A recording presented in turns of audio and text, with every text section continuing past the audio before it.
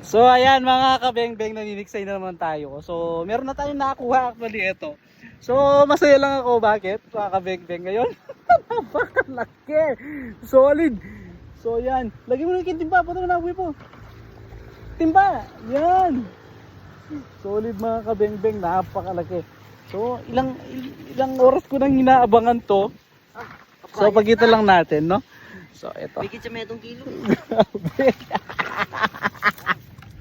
Isang timba mga kabengbeng. So tignan nyo to. Papakita ko lang. So yan, malaki. So tignan nyo na yung tsinelas. Ayan, kung makikita yung tsinelas. Napakalaki na. Then, ito, lumaki pa. Then, mga kabengbeng, isang flap. Grabe. Grabe ka flap lang mga kabengbeng.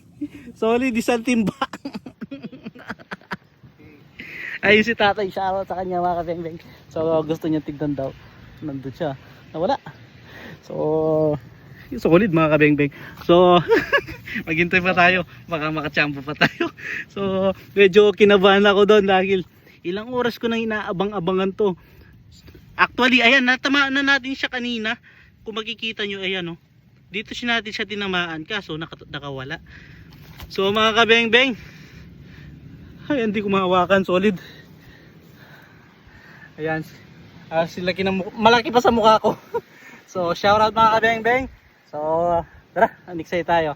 So, salamat sa biyaya na dala ng ulan mga kabengbeng. So, yun mga kabengbeng. So, see you. Peace out.